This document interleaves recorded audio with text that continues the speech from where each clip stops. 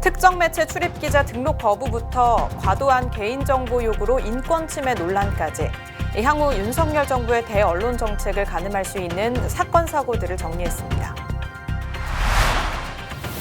평화나무 공명선거 감시단이 개신교 라디오 방송사인 극동방송과 CBS 전파를 통해 내보내려던 공명선거 캠페인 광고가 코바코 심의를 통과하고도 거절당했습니다. 교회들의 눈치를 보는 개신교 방송사들의 현 주소를 짚어봅니다. 평화나무와 최이삭 선교사가 함께하는 기획보도 우크라이나의 희망을 두 번째 시간입니다. 안녕하십니까. 평화나무 뉴스 박지희입니다. 공식 회단을 앞둔 대통령직 인수위원회는 윤석열 대통령 당선인을 비판해왔던 특정 언론들에 대해 출입기자 등록을 거부해 논란을 자초한 바 있죠. 또 윤 당선인 측은 용산 대통령실 출입기자 신청을 받으면서 신원 진술서 제출을 요구했는데요. 과도한 개인정보까지 요구해 인권 침해 논란까지 제기됐습니다. 향후 윤석열 정부의 대언론 정책을 가늠할 수 있는 사건 사고들인데요. 권위주의적 퇴행을 우려하는 언론계의 목소리도 커지고 있습니다. 김준수 기자의 보도입니다. 출범을 앞둔 윤석열 정부의 대언론 정책에 대한 우려가 날로 커지고 있습니다. 최근엔 용산 대통령실 출입기자 신청 과정에서도 기자의 부동산, 동산, 채무 등 재산 현황과 취재원 정보, 세부적인 가족관계, 정당 및 사회단체 활동 내용 기재 등 과도한 개인정보를 요구해 논란을 자초하는 모습입니다. 해당 신원 진술서는 국정원 임용 예정자들이 제출한 것과 같은 양식으로 공무원도 아닌 민간인인 기자들에게 요구해 기자인권 완전 박탈이라는 비난까지 나왔습니다. 논란이 일자 윤 당선인 측은 실무진에 착오라며 수습에 나섰습니다. 유선상으로는 그 접수 얘기만 설명드리고 있고 이제 접수가 끝나가지고 예. 그걸 지금 당장 제가 답해드릴 위치는 아닌 것 같습니다. 제가 메모는 남겨놓겠습니다. 대통령실 출입기자 등록 기준도 문제입니다. 한국신문협회, 한국방송협회, 한국기자협회 등 기존 협회에 더해 한국인터넷 미디어협회가 이름을 올렸지만 강경보수 성향의 매체들이 주도해 설립한 단체로 회원사들이 5.18 북한군 침투설, 박근혜 탄핵무효 보도 등 숱한 논란을 일으켜왔습니다. 또 공간 등 제약으로 추후 조정 가능이라는 단서를 달아 여전히 일부 매체가 배제될 수 있는 여지를 남겨두었습니다. 게다가 기재사항을 누락하거나 허위로 기재할 경우 관계 법령에 따라 불이익을 받을 수도 있다고 명시하기까지 했습니다. 소통을 내건 윤 당선인 측과 대통령직 인수위원회가 논란을 일으킨 건 이번이 처음이 아닙니다. 인수위 출범 당시 미디어오늘, 뉴스타파, 뉴스버스 등 윤 당선인을 비판해온 매체들의 출입기자 등록을 거부하거나 미뤄오면서 비판 언론에 재갈을 물리는 것이 아니냐는 지적이 나왔습니다. 그러니까 이런 정도의 수준으로 기자들을 대하고 있는 게 아닌가. 기자들의 모든 거를 다 파악을 해서 다 파악하겠다는 사실 통제를 하겠다는 건데, 그래서 이게 일부 실무자의 착오라고 해명을 하긴 했지만 저는 이게 단적인 사례라고 봐요. 이제 기자들을 사실 어떻게 생각하고 있는지. 그래서 앞으로 어떻게 또 어떤 일이 벌어질지 예상할 수는 없지만 기본적인 시각이 바뀌지 않는 한 이런 비슷한 일들이 반복되지 않을까, 그런 우려도 좀 드네요. 언론계의 우려도 커지고 있습니다. 민주언론 시민연합이 지난달 19일 주최한 새 정부의 미디어 정책을 제안하는 토론회에서 언론 미디어 권력과 정치 권력의 담합으로 새로운 권위주의적 시대로 퇴행할 수도 있다는 전망이 나왔습니다. 평화나무 뉴스 김주수입니다. 평화나무 공명선거 감시단이 개신교 라디오 방송사인 극동방송과 CBS 전파를 통해 내보내려던 공명선거 캠페인 광고가 코바코 심의를 통과하고도 거절당했습니다. 광고 대행사 관계자도 이런 경우는 처음이라며 난감해했는데요. 평화나무가 내고자 했던 캠페인 광고, 공공재인 방송 전파에 실지 못할 문제가 있었던 걸까요? 권지연 기자입니다. 주여, 이번 지선에서 홍길동 후보가 당선되게 하여 주옵소서. 설교든 광고든 기도든 선거에 영향을 미치는 발언은 예배 때 하면 안 됩니다. 선거법을 잘 지켜 하나님께 영광을, 세상에서 존경받는 교회가 됩시다. 건강한 한국교회를 위해 일하는 평화나무에서 알려드렸습니다. 평화나무 공명선거 감시단이 개신교 라디오 방송사들을 의뢰했다 거절당한 공명선거 캠페인 광고입니다. 해당 광고는 지난 4월 27일 한국방송광고진흥공사의 심의를 무난히 통과했습니다. 하지만 극동방송은 그 다음 날인 4월 28일 광고 송출을 거절했습니다. 이유는 평화나무의 정치 성향 때문이라는 이유였습니다. 그런데 정치 성향이라는 이유를 들자면 50년간 극동방송의 실권을 행사해온 김장환 이사장에 비견할 수 없을 겁니다.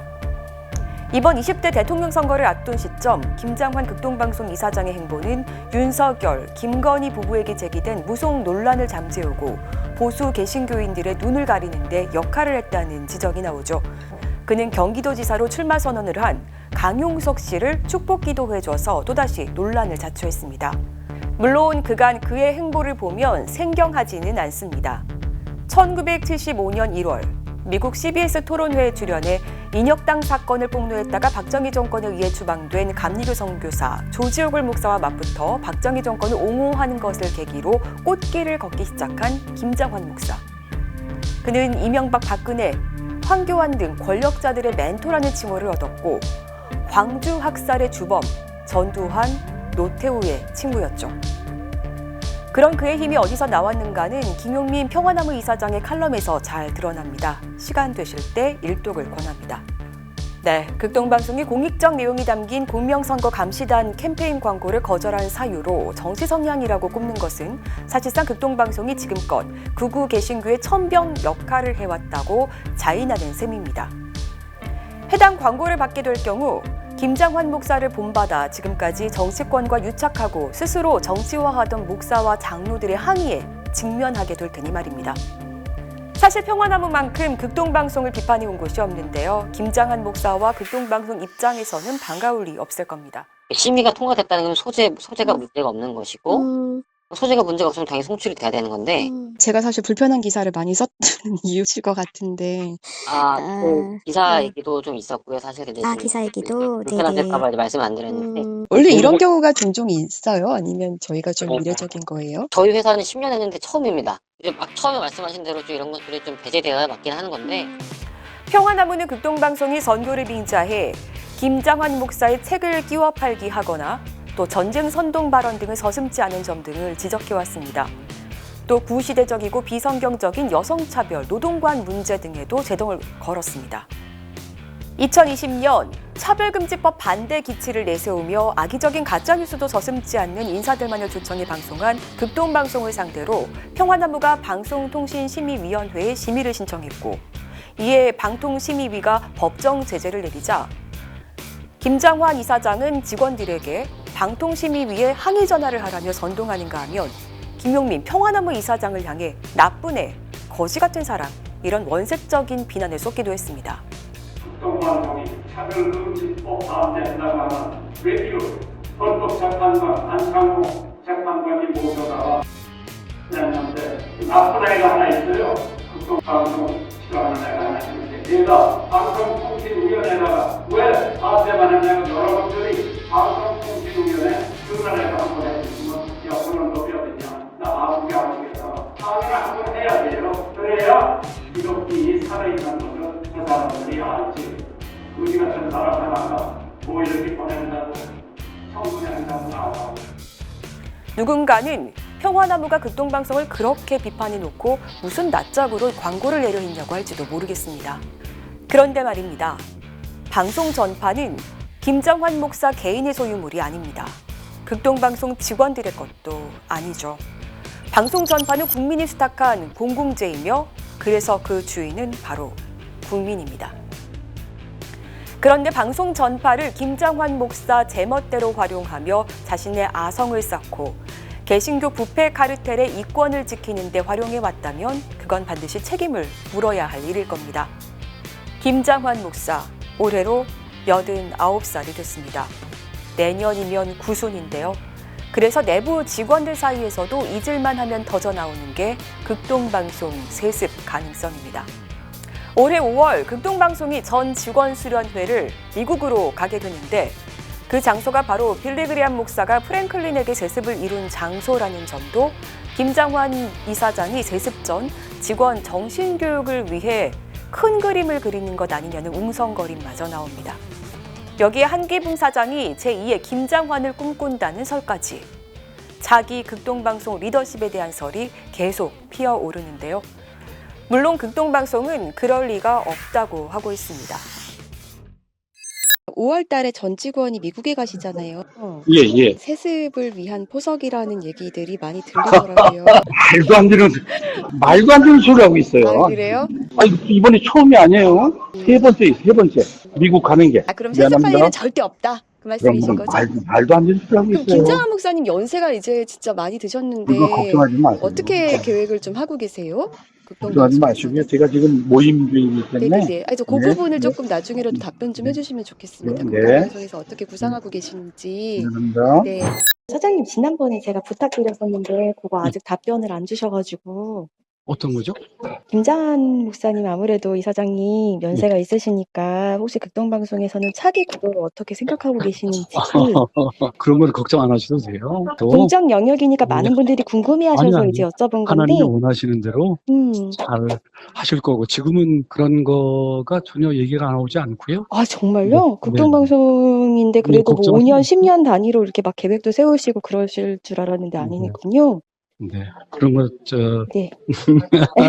사장님이 네. 제2의 김장한 목사님을 꿈꾸신다고도 네? 들어가거든요. 사장님이 제2의 김장한 목사님을 꿈꾸신다고도. 그런 낭소를 퍼뜨리지 마세요. 사장님, 그러면 일단은 제2의 네. 김장한을 꿈꾼다는 거는 낭설이다. 말도 안 되는 소리 하고 있어요. 아니, 그런 여보세요. 얘기, 그런 또 엉뚱한 소리 하지 마세요. 그런 얘기가 내부에서 말도 안 되는 소리 하고 앉았어요. 평화나무는 극동방송에 대한 감시를 게을리하지 않을 겁니다.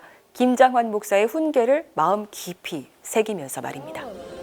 평화나무의 권지영 기자인데요. 무슨 일이신가요? 저거요. 잘 살아. 그래야 천당 간다. 잘 살아. 그래야 천당 간다. 그런데 사실 극동방송이 평화나무의 공명선거 캠페인 광고를 거절한 건 뭐 그리 놀랍지는 않습니다. 충격은 과거 군부 독재 정권의 군화발에도 굴하지 않고 한국 최초의 민간 종교방송으로서의 자존심을 지켜온 CBS의 광고 송출 거절인데요. 사유는 이렇습니다. 목사들이 주를 이루는 재단 이사장들과 교회들의 눈치를 볼 수밖에 없고, 그래서 해당 광고 송출 여부를 두고 마케팅 본부장 등이 참석하는 회의를 열었는데 결국 송출 거부로 결론을 지었다는 겁니다.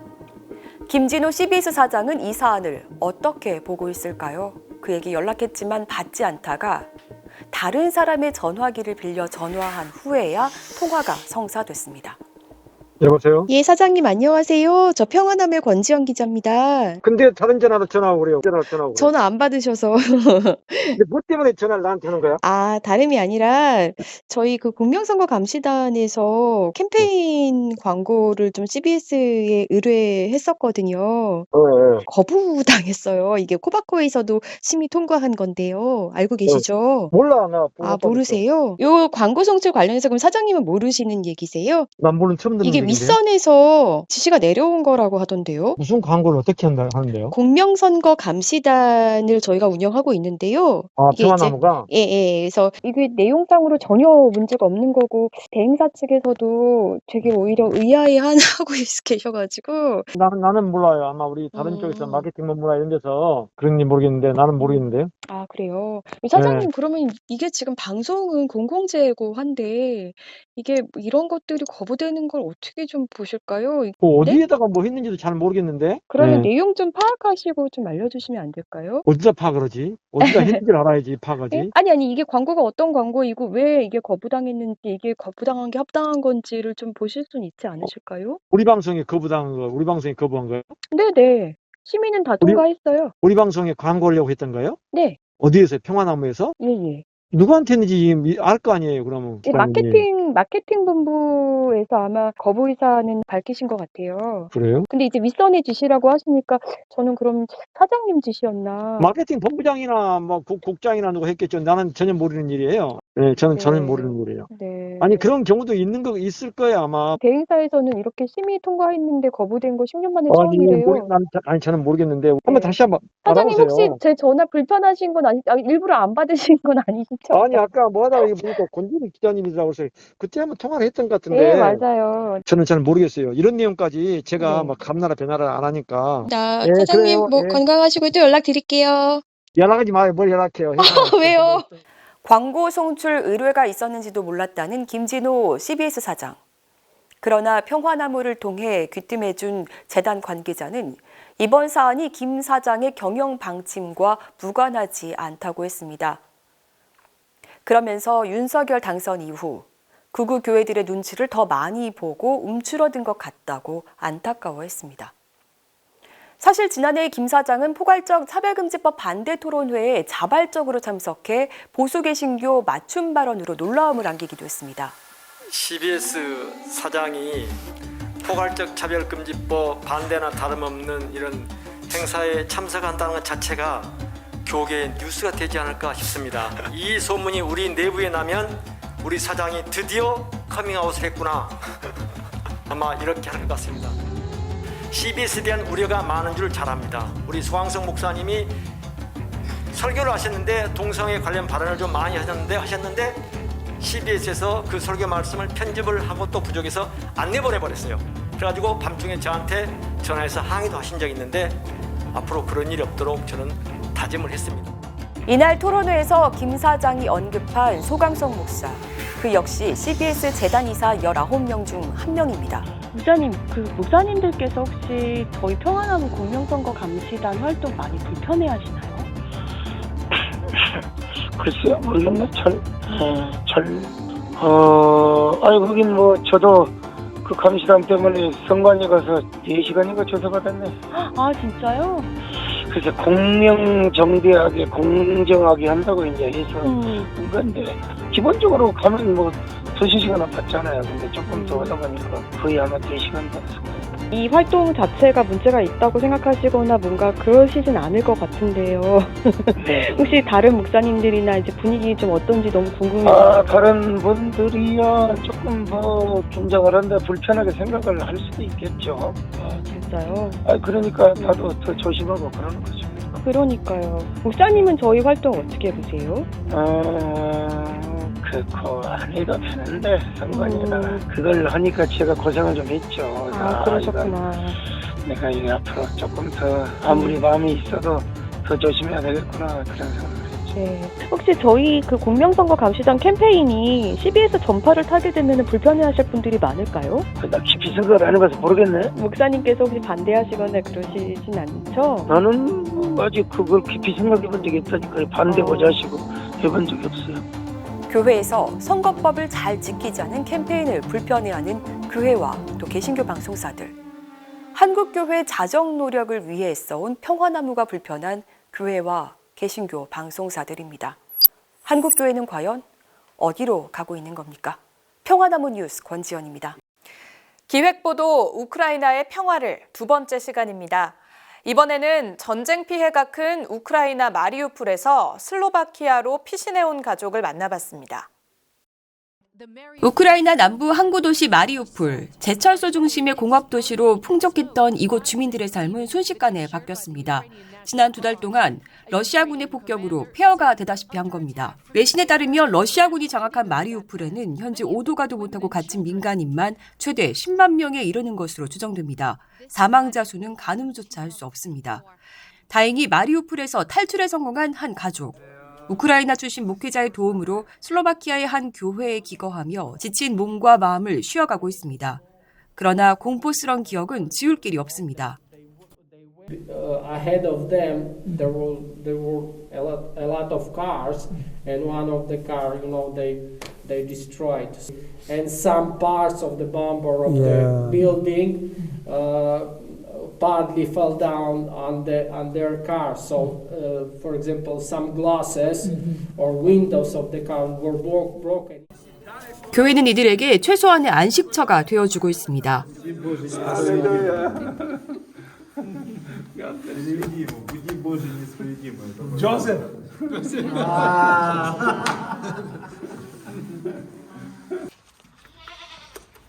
이곳은 침례교 교회들이 연합해 빌린 창고입니다.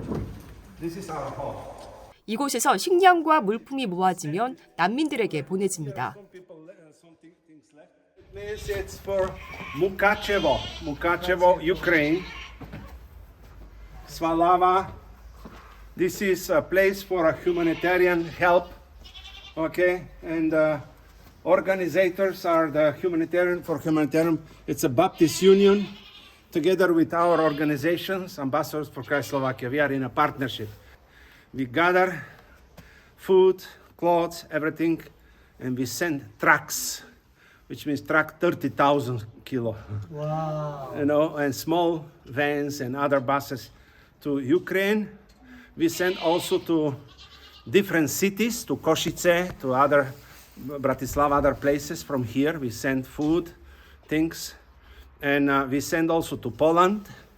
파비아 목사는 어린이들이 잠잘 수 있는 매트리스 등 필요한 것이 많지만 가장 필요한 것은 간편하게 먹을 수 있는 음식이라고 강조했습니다.